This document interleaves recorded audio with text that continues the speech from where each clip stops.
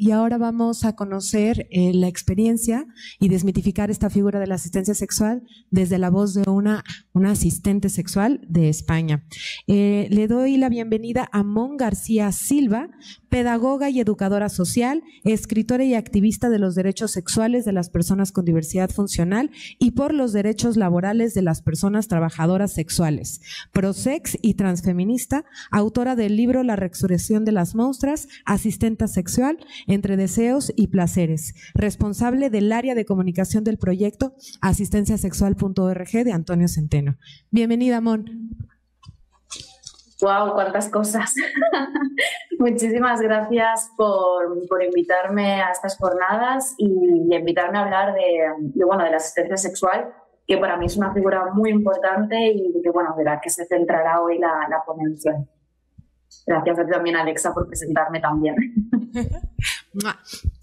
La siguiente, por favor. Gracias. Para empezar, me gustaría preguntarte, ¿qué es esto de la asistencia sexual? Pues mira, si me lo hubieras preguntado hace unos años, te diría que no tendría ni idea, porque la visibilización de la asistencia sexual ha sido como algo cíclica, ¿sí? De hecho, aquí en España ha vuelto a darse según y se ha vuelto a escuchar debido a la película La consagración de la primavera, que tuvo cierto impacto y que habla justamente de la asistencia sexual, no desde el punto en el que nos vamos a centrar hoy, pero donde ha empezado como a resurgir y a dar otra vez esa visibilidad, ¿no? Comentaros que yo llevo 3 años dedicándome a la asistencia sexual. Y cuando empecé, repito, no tenía ni idea de exactamente lo que era, porque lo que me encontraba en Internet eran versiones y maneras de hacer realmente muy distintas. Después acabé viendo la película, el documental de Yes We Fuck, la película de Vivir y otras ficciones. Estuve leyendo también diversos artículos que hablaban del tema, artículos bastante académicos y desde un ámbito bastante institucional, muy universitario, pero bueno, que hacían Antonio Centeno, Andrea García Santesmases y Soledad Arnau. Y aquí fue cuando empecé realmente a comprender qué era esto de la asistencia sexual, ¿no? Entonces, para las personas que a lo mejor vengáis, no tengáis ni idea, como yo estaba hace unos años atrás, comentaros que la asistencia sexual es un acompañamiento sexual para las personas con diversidad funcional que por sus propios medios no puedan acceder a su propio cuerpo, es decir, que de forma autónoma no puedan acceder a él. Y que, por lo tanto, para acceder a su autoerótica necesitan de un recurso humano, que en este caso pues, sería la asistente sexual, ¿no?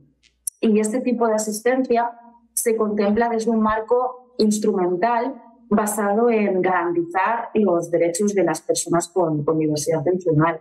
Por lo tanto, estaríamos hablando de un acompañamiento consensuado entre todas las partes implicadas, ¿no? Para explorar el propio cuerpo y el propio autoerotismo de la persona o de la pareja con la que se quiera mantener también relaciones sexuales. Es decir, a la persona a la que asisto toma sus propias decisiones sobre su cuerpo y lo que quiere realizar en ese momento, y yo la acompaño con mis manos para que lo pueda llevar a cabo, ¿no? Y en este caso pues sería pues, la masturbación. Pues así un poco, en grandes rasgos, qué es la asistencia sexual. Muchísimas gracias, Mon. A ver, dame un minuto. Sin problema.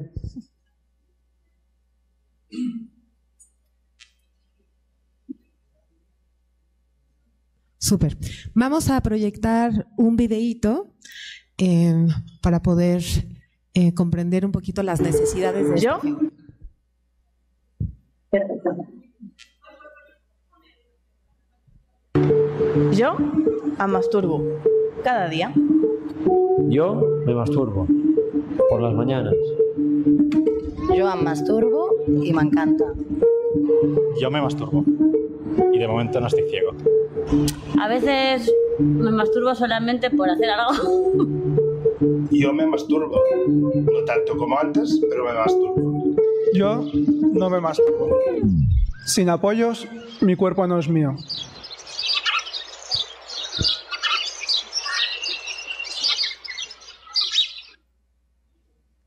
Súper interesante, ¿no? El vídeo que hemos podido ver. Yo no lo he estado viendo, no me aparece en pantalla, de hecho me aparece la pantalla negra, no veo a nadie. Así que tú vesme hablando, Alexa, porque yo no sé si me...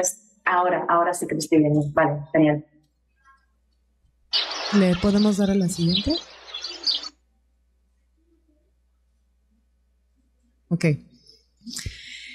¿Nos podrías contar un poquito, Mon, cuál es este rol, ¿no? Y cuáles son las funciones y la praxis, y poder un poquito desmitificar qué no es, ¿no? Un poquito. Sí, bueno, como hemos podido ver en este vídeo, pues realmente hay personas con diversidad funcional que no pueden acceder a su propio cuerpo, ¿no? Y que esto realmente es una vulneración de los derechos sexuales, del acceso al placer y el acceso al autoerotismo. Entonces, las funciones o esos roles que lleva a cabo la asistente sexual en la práctica, ¿no? En el acompañamiento, pues es lo que acabamos de decir: exploración al propio cuerpo, exploración al placer, a la masturbación, ¿no? Entonces, en la asistencia sexual no hay besos, no hay sexo oral, no hay penetración, no hay coito, ¿sí? Es decir, no hay prácticas sexuales más allá de la masturbación. Y también no hay interacción con el cuerpo de la que realiza la asistencia sexual. De hecho, se dice que, bueno, que el foco del deseo tampoco recae, ¿no? No se centra en la persona que lo hace, ya que simplemente, como he comentado antes, pues es un apoyo para poder realizar la acción de la masturbación. Entonces, a mí me gusta entender la asistencia sexual como una figura híbrida entre la asistencia personal y el trabajo sexual, ya que, por ejemplo, en la asistencia personal lo que hace esta profesional es acompañar a la persona en diferentes aspectos de su día a día en el que requiere un apoyo, puede ser a nivel alimentación, a nivel de higiene, a nivel de acompañamientos médicos, dependiendo, bueno, pues de las necesidades de la persona en concreto, ¿no? En la asistencia sexual se centra justamente en ese único ámbito donde no llega, por el momento, la asistencia personal, que es la sexualidad. De hecho, la asistencia personal toca los genitales de la persona cuando la sea, pero si esos mismos genitales se tocan con un fin que no sea el higiénico, sino que sea desde el placer, aquí es cuando tenemos realmente un problema, y es cuando mucha gente se echa las manos a la cabeza porque entra pues toda la moral, la ética se interpone, ¿no? Entonces, todo esto, ¿por qué pasa? Pues porque a nivel social, cultural, se ha invisibilizado muchísimo la sexualidad de las personas con diversidad funcional. De hecho, históricamente se ha pensado a las personas con diversidad funcional como seres asexuados, ¿no? Sin ganas de tener sexo. Se les ha infantilizado como esas criaturas eternas, donde el sexo no les pertenece porque era para el mundo de los adultos. E incluso se les ha tachado de personas no deseantes y no deseables, es decir, sin deseo propio, pero tampoco deseantes para las demás personas, ¿no? Y esto para mí es algo muy grave y que poco a poco debemos ir cambiando, debe irse transformando, y hay que empezar a ir transformando esos imaginarios sociales y sexuales para que realmente todas podamos llegar al juego del deseo, ¿no? ¿Y cómo? Pues generando también espacios lúdicos y sociales para todas, garantizando una educación sexual de calidad, donde no se centre exclusivamente en la reducción de daños, ¿no? En la prevención de embarazos no deseados, en la prevención de enfermedades de transmisión sexual, en la prevención de abusos sexuales, que todo eso es súper importante, pero que muchas veces pues, no se centra en el placer, no se centra en el cuerpo. Entre otras también, no vulnerando pues, los derechos sexuales y reproductivos, visibilizando incluso también referentes diversos, ¿no? Pero sobre todo considero que si el deseo es algo, es un constructo social, cultural, político, incluso económico, ¿no? Es decir, es algo que se construye, también se puede deconstruir. Y por lo tanto, si se puede construir, puede irse transformando, puede ir mutando. Y por lo tanto, debemos ir mutando para transformar esos imaginarios sexuales y dar cabida, pues, realmente a todas esas sexualidades, ¿no? Gracias, Mon. Ahorita por lo que entiendo es esta parte de fomentar también el derecho al acceso al propio cuerpo y derecho al placer, ¿no? También hay muchas desinformación o muchas confusiones sobre que una persona en situación de discapacidad, ¿no? Merece o tiene que adquirir derechos sobre otra persona, ¿no? Entonces creo que aquí es importante el distinguir esta figura que es el derecho al propio cuerpo, ¿no? Porque al cuerpo de otra persona se le accede por consenso y no por derecho. Exacto, hablamos de garantizar el derecho desde la dignidad porque nadie tiene el derecho a acceder a otro cuerpo, ya que al cuerpo se accede por lo que has comentado, ¿no? Por acuerdo, por consenso, por consentimiento, y en la asistencia sexual lo que se reclama es el derecho al acceso al propio cuerpo, pero no al de la otra persona. Muchas gracias. Sí. ¿A quién va dirigida? Pues la asistencia sexual no va dirigido a todas las personas con diversidad funcional porque hay muchas que realmente pueden acceder a su propio cuerpo, de disfrutar de su sexualidad de forma plena sin necesitar este tipo de apoyo. Por tanto, digamos que iría dirigido a aquellas personas que no pueden acceder a su propio cuerpo, es decir, que tengan una movilidad reducida o sin movilidad, ¿no? Para explorarse de forma autónoma. Por tanto, va dirigido a todas las personas, mujeres, hombres, personas no binarias. Eso me parece importante de mencionarlo porque en general hay un sesgo de género importante, ¿no? Yo, por ejemplo, en estos 3 años que me he ido dedicando a la asistencia sexual, solo he acompañado a una mujer. El resto todos eran hombres, cis, heterosexuales, blancos, de unos 30, 60 años de edad, ¿vale? Este es un poco el perfil al que yo acompaño sexualmente. Y considero que pues esta también era una buena plataforma para poder visibilizar que las mujeres también nos masturbamos, que también tenemos derecho a conocer nuestro cuerpo y a conocer nuestro placer. Y pensando un poco en esto, me preguntaba por qué muchas mujeres con diversidad funcional no se atreven aún a pedir, ¿no?, asistencia sexual o este tipo de acompañamientos. Y así como pensando, tenía como varias hipótesis que hoy pues decido compartirlas con vosotras. Y primero porque creo que la masturbación femenina en muchos contextos sigue siendo un tabú. Después porque también históricamente quien ha realizado según qué servicios sexuales solían ser mujeres y eran los hombres quienes consumían dichos servicios, ¿sí? Entonces para muchas mujeres el hecho de pagar a otra persona puede ser una barrera, ¿no? Una dificultad, más a nivel quizás ético o moral, ¿no? Otra de las hipótesis que también se me pasan por la cabeza es que el acceso a dichos servicios, ¿no?, se suele pedir a través de una página web, a través de un contacto, de llamar, de escribir, ¿no?, a alguien al que no conoces y que va a acceder a una zona muy íntima, ¿no?, a tu intimidad, a tu privacidad, a tu sexualidad. Entonces eso también puede generar muchas inseguridades. De hecho, os quería contar que hace un mes hicimos en Barcelona el primer taller práctico de asistencia sexual, que iba dirigido exclusivamente a mujeres cis y trans, no binarias y alienadas, ¿no? Y quisimos generar justamente eso, un espacio para que mujeres con y sin diversidad funcional exploraran la asistencia sexual y pudieran hacerlo en un entorno seguro, y que después justamente a partir de ese contacto previo pudieran tener el contacto posterior, ¿no?, para quien quisiera repetir, ¿no?, en el contexto ya más íntimo. Entonces este taller, por ejemplo, se realizó con mi compañera Patricia Carmona y con la entidad Siga Study. El proyecto se llama Tu cuerpo, tu campo de placer. Y bueno, creo que era necesario como también comentar esto porque son iniciativas, son proyectos donde me parecen sumamente interesantes porque se trabaja la sexualidad poniendo en el centro el cuerpo, el placer y bueno, me parece como muy, muy potente.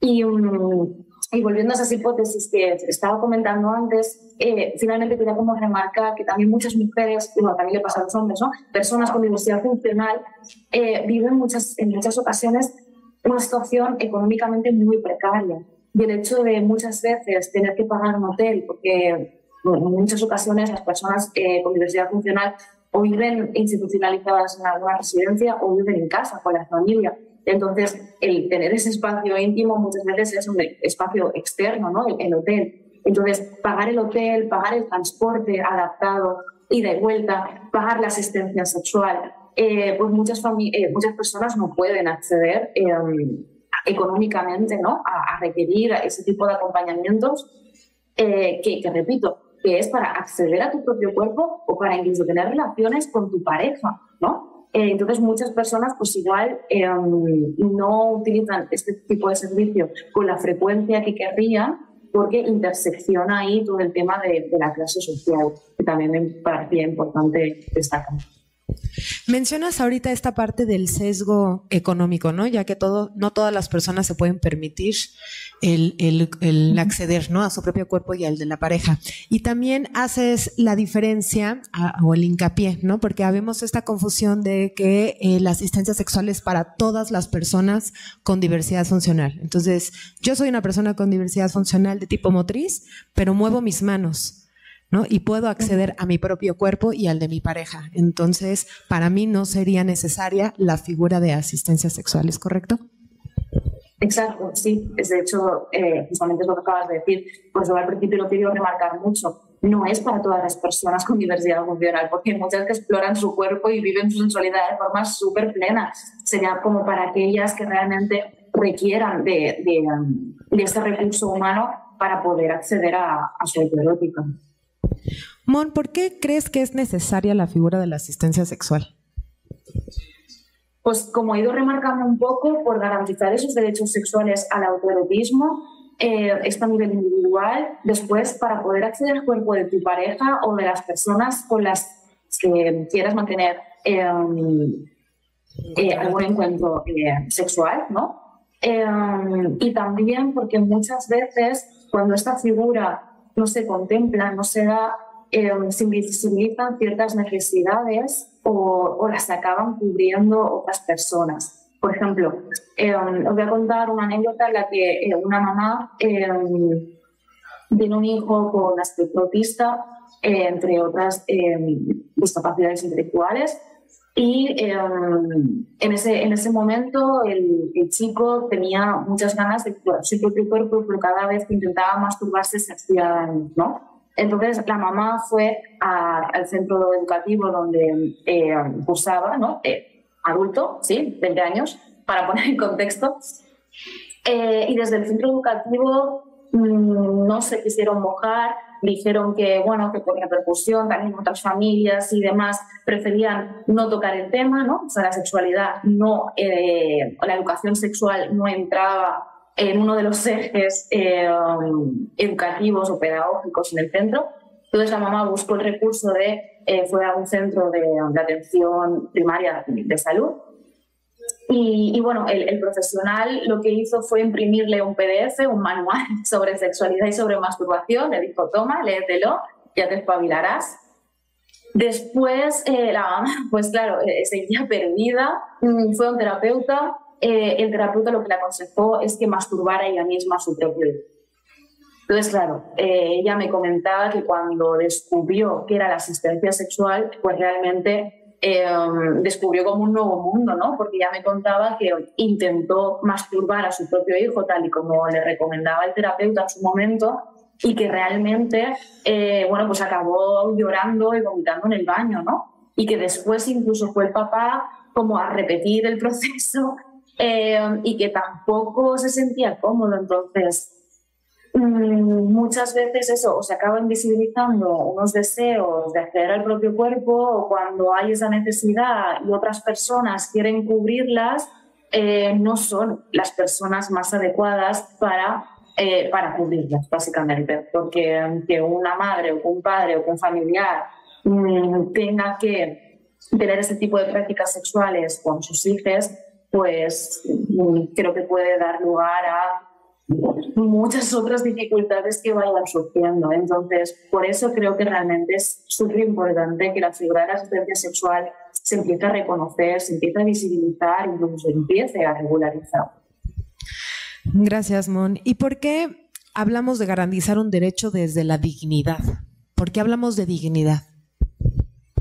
Sí, lo que he comentado un poquito antes, ¿no? El tema del derecho al propio cuerpo y el acceso al cuerpo de otra persona. Es decir, hablamos de garantizar el derecho de la dignidad porque nadie tiene derecho al acceso al cuerpo de otra persona. Es lo que hemos comentado, ¿no? Eso se adquiere mediante acuerdos, consentimientos, consensos, y entonces en la asistencia sexual se reclama este derecho, pero al acceso al propio cuerpo, no al de la otra persona. Ahí creo que también es la diferencia entre otros acompañamientos sexuales, como serían pues, los masajes eróticos, los acompañamientos íntimos, el surrogate, la prostitución, que bueno, supongo que más adelante iremos comentando. Gracias, Mon. ¿Por qué es importante diferenciar la asistencia sexual de un acompañamiento erótico y del surrogate? ¿Qué diferencias hay entre la asistencia sexual y otros acompañamientos sexuales? Sí, bueno, retomando un poco lo que estaba comentando antes, para quien no conozca, por ejemplo, la figura del surrogate sería la traducción al español como el sustituto sexual, ¿no? Y surge un poco de la terapia que crea Master and Johnson, en la que es como una especie de triángulo en el que hay el terapeuta sexual, el sustituto sexual y el paciente o cliente, ¿sí?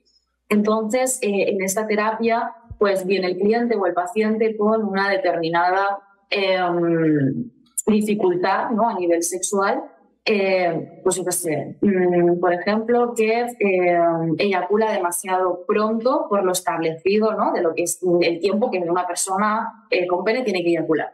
Entonces va el terapeuta sexual, le da ciertas indicaciones y después con el sustituto sexual es con quien practica sexo para mejorar esta dificultad, ¿no? Este tipo de prácticas se visibilizó bastante con la película de Las Sesiones. No sé si por aquí a la gente os suena. Es una película que trata de Mark O'Brien, que es el protagonista, y que tiene la polio, ¿no? Entonces está confinado en un pulmón artificial y a los 40 y pico años, ¿no? Acaba hablando con el párroco de su parroquia y le acaba pues, comentando que tiene ciertas necesidades sexuales que quiere experimentar, ¿no? Que nunca ha tenido sexo con una mujer y que pues, tiene ciertas curiosidades a nivel sexual que quiere explorar con otra persona. Entonces contrata los servicios de una sustituta sexual que se basa en practicar sexo o diferentes prácticas sexuales durante 6 sesiones, pero de manera terapéutica. ¿Okay? Entonces, en el surrogate se basa desde la terapia.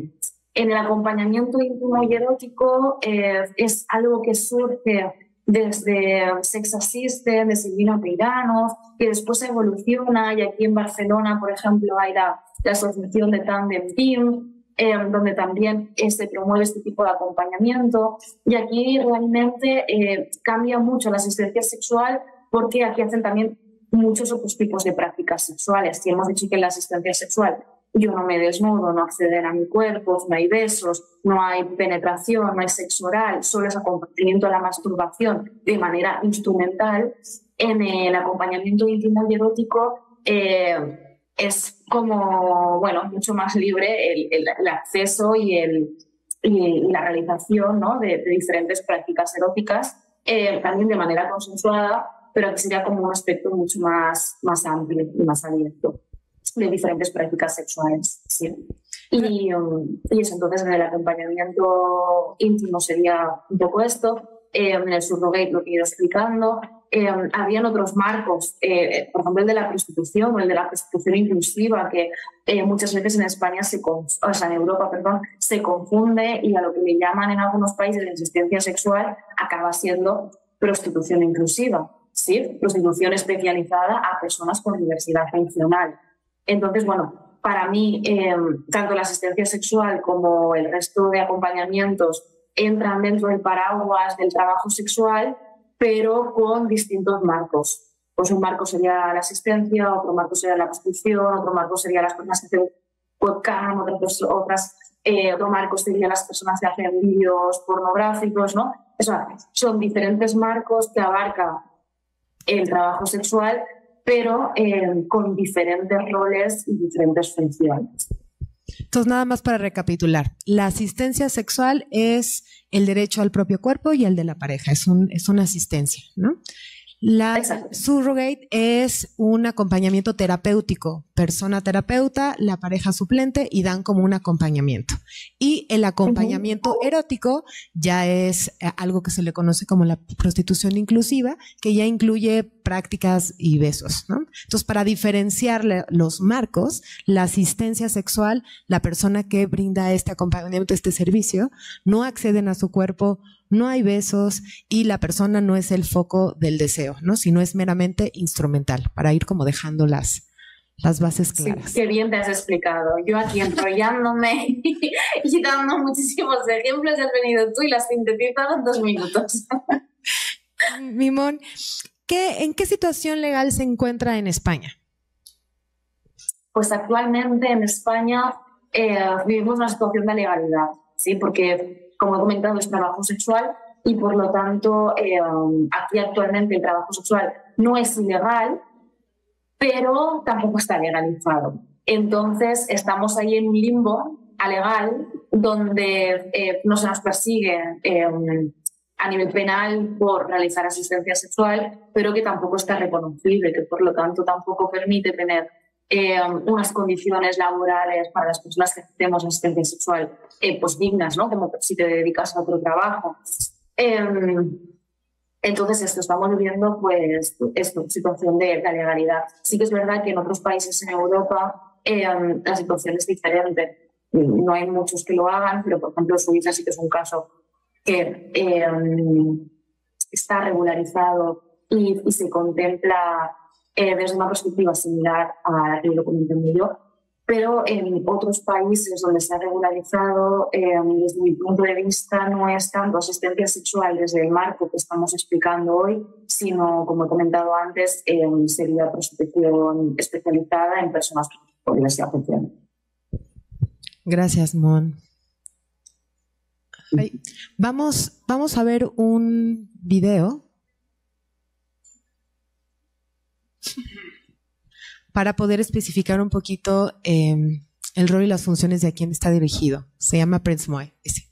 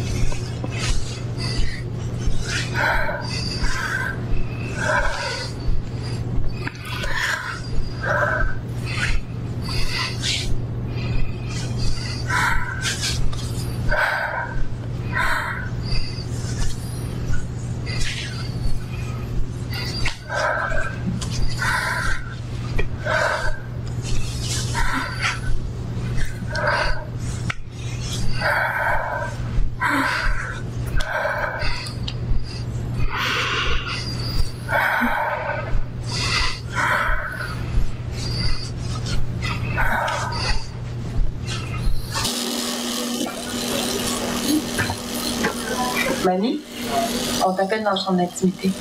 Ok.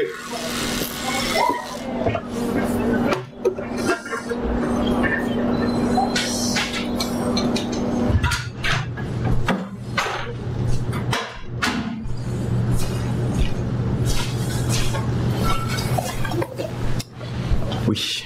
Pourrais-tu nous rapprocher, s'il te plaît?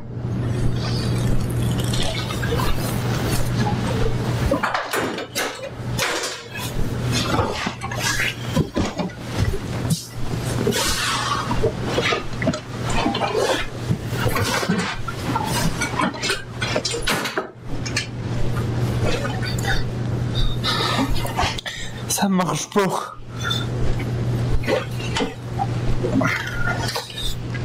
Je me rends pas.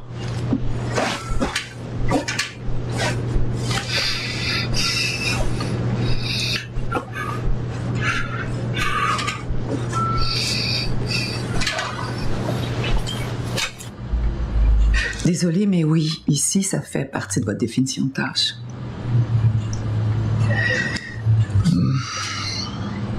Vous pouvez toujours déposer un grief à votre syndicat si vous voulez.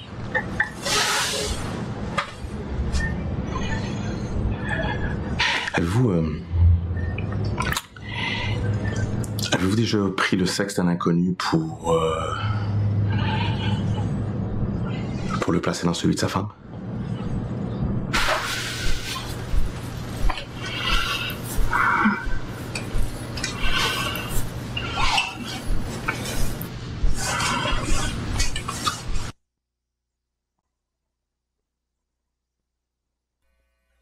¿Qué vimos en este video? Esta persona que estaba apoyando a estas personas tuvo sensibilidad, tuvo tacto, tuvo una forma correcta de acercarse, o se le notaba, ¿cómo se le notaba? ¿Que estaba contento, que estaba incómodo, molesto? Estaba molesto, ¿no? Estaba incómodo. Entonces te pregunto, Mon, ¿hay un perfil? No hay un perfil determinado porque no hay una formación regularizada. A la figura de la asistente sexual, al no estar regularizada, no hay una formación que avale que el profesional tenga conocimientos o habilidades X, ¿no? Entonces, también destacar que considero que las personas que nos dedicamos a ello deberíamos estar formadas. Tampoco considero que sea completamente necesario porque ya vivimos en una sociedad donde hay una actividad imperante, ¿no? Pero sí que es recomendable tener una base de ciertos conocimientos sobre sexualidad, sobre diversidad funcional y sobre todo tener ciertas competencias transversales. Como he dicho antes, la asistencia sexual se realiza de forma individual, pero también en parejas o un conjunto de personas que quieran realizar un encuentro sexual, como hemos visto en el vídeo, ¿no? Yo, por ejemplo, he asistido a una pareja que vivía en una residencia y que se pusieron en contacto conmigo mediante la psicóloga de la institución. En general no suelen llamarme desde residencias porque es difícil que este tipo de instituciones se acabe implicando en estos temas. Pero sí que cada vez están entrando nuevos profesionales con una mirada más amplia en torno a la sexualidad y que escuchan a las personas usuarias de estos centros, ¿no? Total, que estuve asistiendo a una pareja que llevaba 10 años de relación, ambos institucionalizados en el mismo centro, y que en todos esos años no pudieron tener ni un encuentro sexual. Y eso que lo pedían, pero nadie les escuchaba. Entonces, para mí esto es una violencia que hoy también quiero poner sobre la mesa, ¿no? Y destacarla, porque no puede ser que dos personas que quieran tener un encuentro íntimo durante tanto tiempo y que lo verbalicen se les ignore. Esto por un lado. Y por otro, comentar que muchas veces el acompañamiento no puede ser en las propias residencias y nos obligan a hacerlo en hoteles, como he comentado antes, con todo lo que implica y conlleva, ¿no? Porque en una residencia hay grúas para hacer la transferencia de la silla a la cama. Las camas están adaptadas, hay cuñas para poder usar, hay un montón de recursos que podemos utilizar y que en un hotel no tenemos nada de nada y las condiciones pues no son las más óptimas. Y finalmente también quería comentar que cuando realicé esta primera asistencia sexual en pareja, me sentí un poco fuera de lugar, ya que me encontraba viviendo un momento muy íntimo, muy bonito, muy lindo entre estas dos personas y sentí que realmente yo sobraba en esa escena, ¿no? Después también pensándolo me di cuenta de que realmente no sobraba, que si yo no estuviera ahí presente, acompañando, no se hubiese podido dar ese momento porque se necesitaba de la figura de la asistencia sexual, ¿sí? Entonces, bueno, también la importancia de que se visibilice más la figura, de que se regularice, de que esté mucho más presente también en instituciones y que se escuche sobre todo a las personas que viven en estas instituciones. Entonces, también un poco recogiendo tu pregunta que me has hecho sobre si existe un perfil, es importante que las personas que nos dediquemos a la asistencia sexual darnos cuenta que somos personas trabajando por otras personas y que justamente trabajamos con un ámbito muy privado, muy íntimo, que es la sexualidad y que es el autoerotismo, ¿no? Y para ello creo que ya no solo tener ciertas bases sobre lo que comentaba, ¿no? Sobre sexualidad, sobre discapacidad, sino también competencias transversales. En cuanto a qué, pues en cuanto, por ejemplo, a habilidades comunicativas, ser capaz de tener una comunicación asertiva, ser personas empáticas, tener también una cierta gestión emocional, ya que en algunas situaciones pues aparecen frustraciones o aparecen pues diferentes sentimientos, ¿no? que se encuentran y que también debemos acompañar, ¿no? de alguna manera. E incluso creo que también debemos ser personas que tengamos esa capacidad de trabajar en equipo, porque yo, por ejemplo, cuando he ido a hacer acompañamientos en residencias, cuando se han puesto en contacto conmigo me han pedido una reunión con el resto de profesionales que trabajan en la institución. Entonces, he tenido que reunirme con el fisioterapeuta, la persona que hacía de enfermera, la persona que hacía de terapeuta ocupacional, la psicóloga, XXX, ¿no? Un conjunto de profesionales que trabajan en ese tipo de instituciones y que de una manera u otra también trabajamos de forma paralela. Entonces, creo que es importante esto, que se den unos conocimientos, pero también y unas habilidades, obviamente manuales para poder hacer la masturbación, pero también unas competencias transversales, porque repito, somos personas trabajando con personas. Gracias, bueno, entonces digamos que para recuperar no hay un perfil por tal escrito, ¿no? Ni definido ni establecido, pero digamos que algunas de las habilidades importantes a considerar serían la empatía, ¿no? Comunicativas, gestión emocional, ¿no? El enfoque centrado en la persona, en las necesidades, y recordar que la asistencia no es terapéutica sino instrumental. No somos, o sea, no se va a poner a querer como tener iniciativa en esto, sino solamente escuchar las necesidades de la persona que estás acompañando, ¿no? Y bueno, la formación es para dar contexto y herramientas básicas en sexualidad y diversidad, ¿no? Entonces, hace ratito comentábamos que, no lo puedo ver, a la siguiente, eso, que faltan las formaciones, ¿no? Entonces aquí quisiera que me hablaras un poquito sobre esta formación.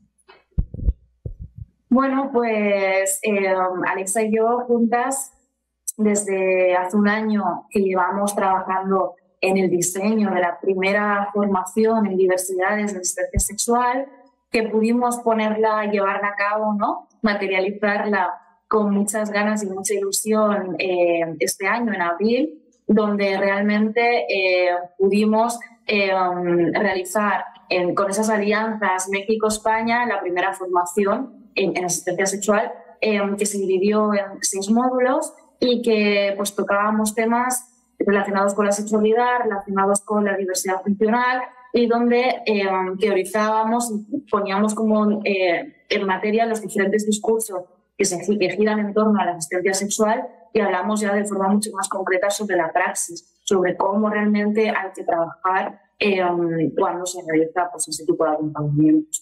No sé si quieres también comentar alguna cosita más, porque lo hemos hecho de forma conjunta y ahora en noviembre también vamos a hacer esa segunda generación, ¿no? de la formación, Alexa. Sí, pues sería más bien esta parte de acompañar a compartir esta visión sobre la diversidad en la sexualidad, ¿no? Es no solamente aprender como estas habilidades, sino también aprender a mirar distinto, a mirar desde un enfoque de derechos, mirar con una perspectiva de género, ¿no? Mirar a la persona desde su ser persona y no mirar solamente su diversidad funcional. Entonces es una invitación justamente a expandir y poder acompañar desde la dignidad y fomentando el derecho al placer y al acceso al propio cuerpo. Ya para terminar, Mimón, antes de pasar a las preguntas, has publicado recientemente el primer libro que trata de asistencia sexual. Cuéntanos cómo fue un poquito brevemente el proceso y qué podemos encontrar. Sí, bueno, pues como has dicho, es el primer libro que se escribe sobre asistencia sexual. Como he comentado antes, habían diferentes artículos escritos desde una perspectiva que es un poco más académica. Y yo cuando empiezo a dedicarme a la asistencia sexual siento la necesidad imperante de leer algo en primera persona de otra persona que se dedica a la asistencia sexual. Tenía muchas dudas, tenía muchas curiosidades y entonces no me encontré con esa posibilidad y empecé a escribir lo que en ese momento me hubiese gustado leer, que era, pues, primero de todo, generar un marco sobre asistencia sexual en forma, pues, quizás más de ensayo y una segunda parte del texto también son las vivencias de esas experiencias que he tenido como asistente sexual. Entonces podríamos decir que es un libro con un formato muy híbrido donde entran en juego el formato más ensayístico con esas vivencias más personales. Justo también hay una mezcla entre diferentes narrativas como sería poesía, con poesía también de Eloi Creus, que es una persona con diversidad funcional que vive aquí en Cataluña, y incluso también fotografía. Hay fotografía del artista chileno con diversidad funcional Renato.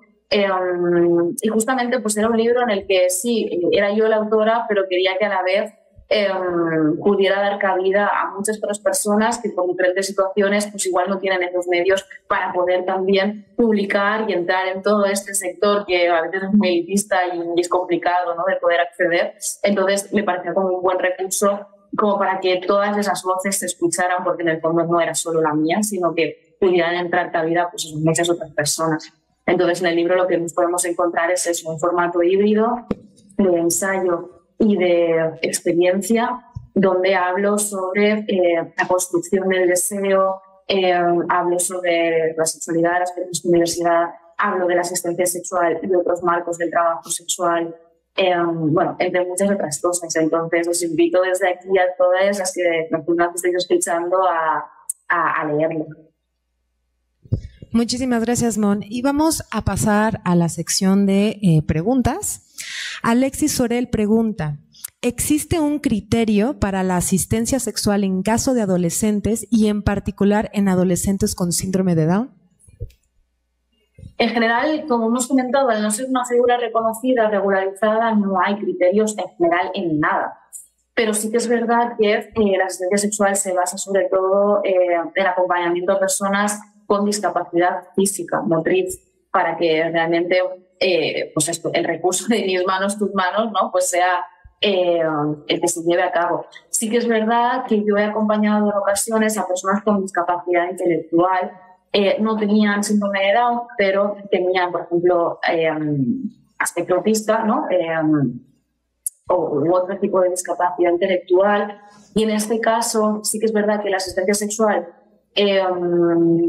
se encuentra desde la instrumentalización, ¿no?, desde esa base instrumental, pero en estos casos igual también he llevado a práctica como una parte igual más educativa, en cierto modo, porque realmente son personas que sí que pueden acceder a su propio cuerpo, pero que a veces lo que no saben es a lo mejor la secuencia, ¿no? En el caso que os comentaba antes, de ese acompañamiento que yo realicé, la persona podía acceder a su propio cuerpo, pero se hacía daño, ¿no?, en la masturbación, como os comentaba. Entonces yo lo que hice en algunas sesiones simplemente fue pues enseñarle a cómo hay esa secuencia, ¿no?, hacia la masturbación, comentarle que podía utilizar pues según qué geles o lubricantes para poder llevar a cabo la masturbación sin hacerse daño. Después pues comentarle también pues cuando se acaba pues hay que limpiar la zona, ¿no?, hay todo el tema de la higiene. Entonces, criterios como tal no hay, porque ya te digo que aparte está como mucho más enfocada a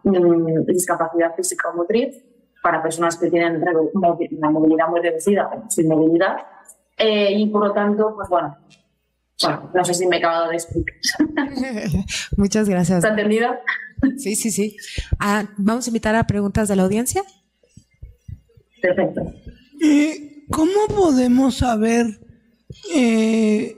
si es la persona adecuada para apoyar en este tipo de circunstancias y no nos pase como lo que estábamos viendo en la película, ¿no?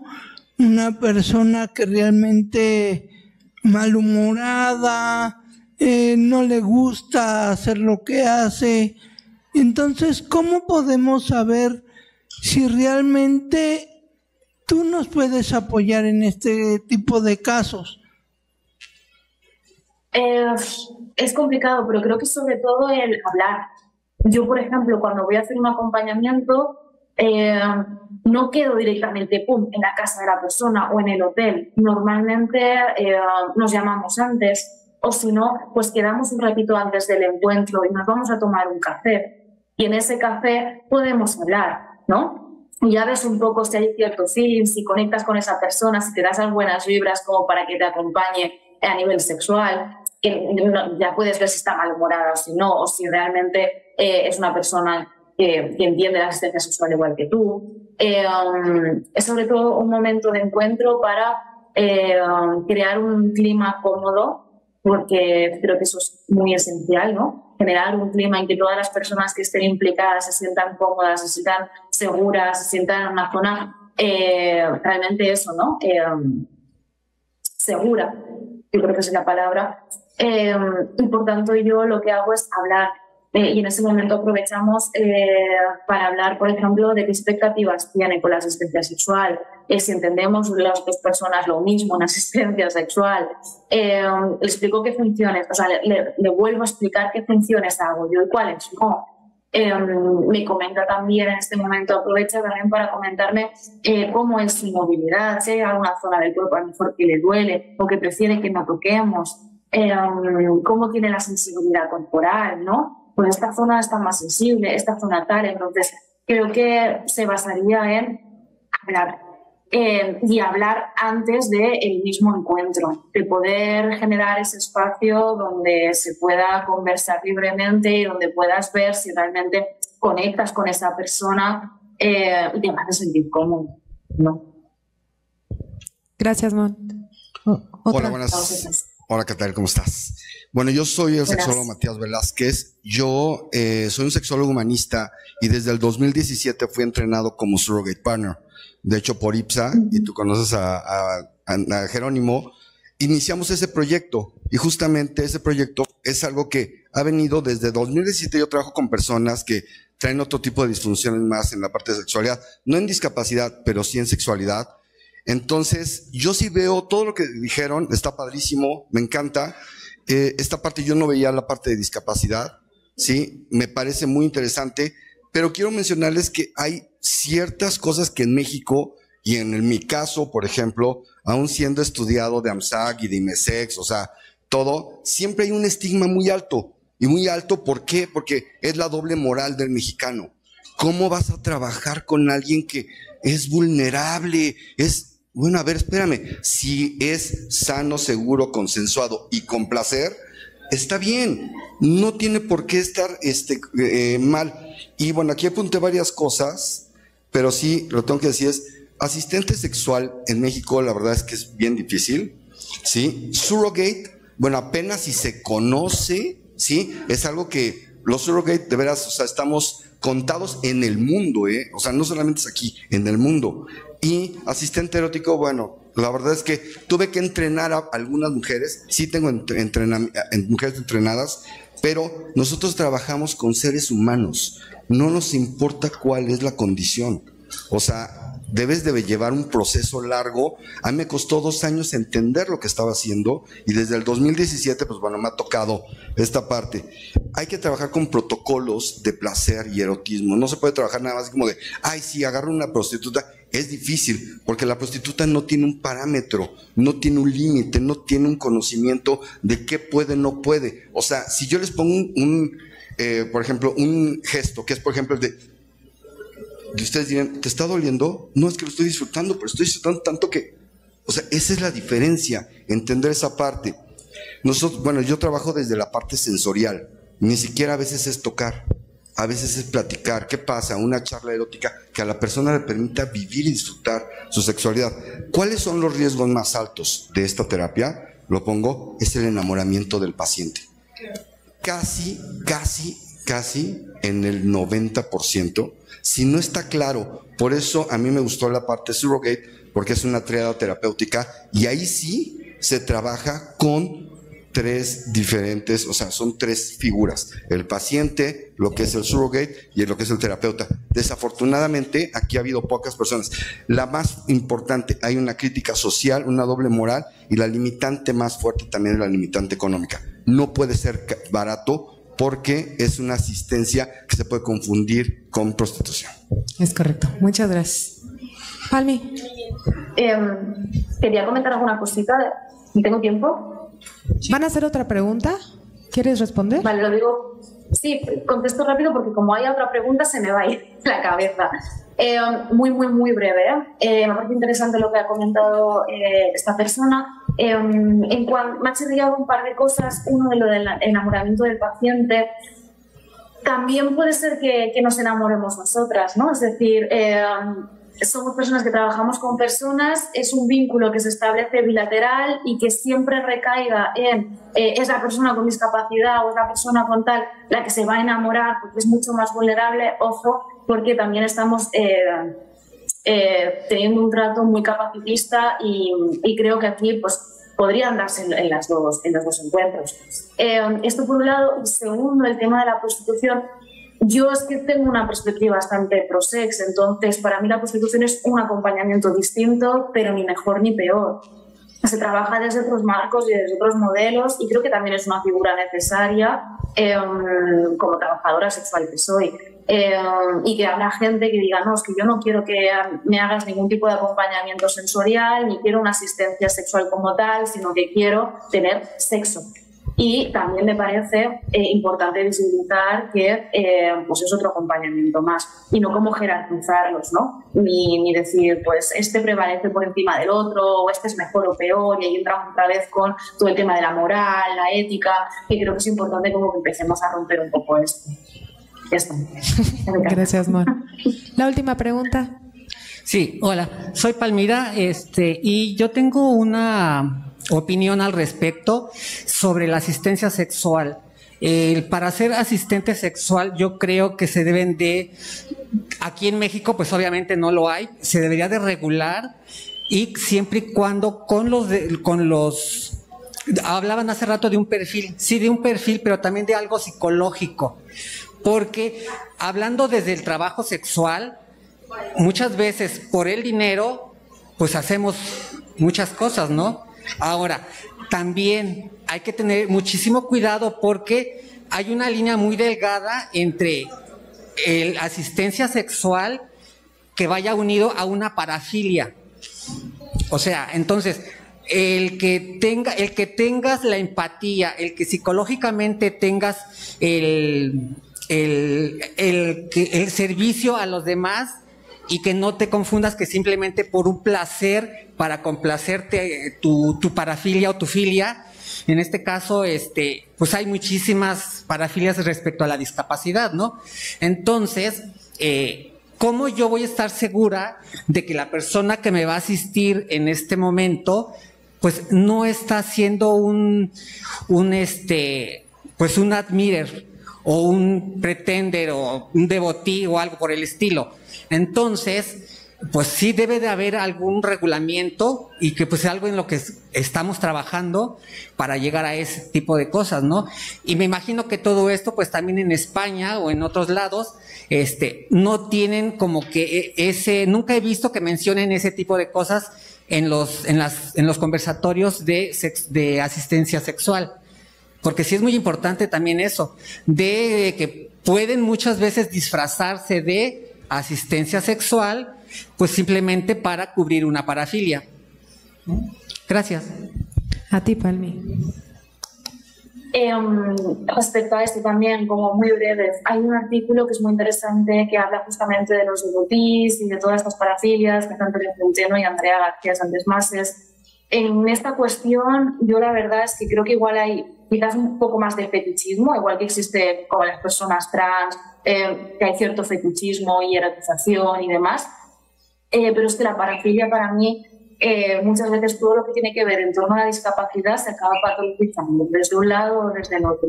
Entonces creo que bueno, es un tema que hay que coger un poco con pinzas y que es complicado y igual hay que seguir investigando.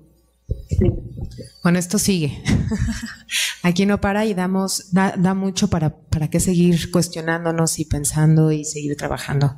Muchísimas gracias, Mon, por tu participación y a los asistentes por su interés. Muchísimas gracias.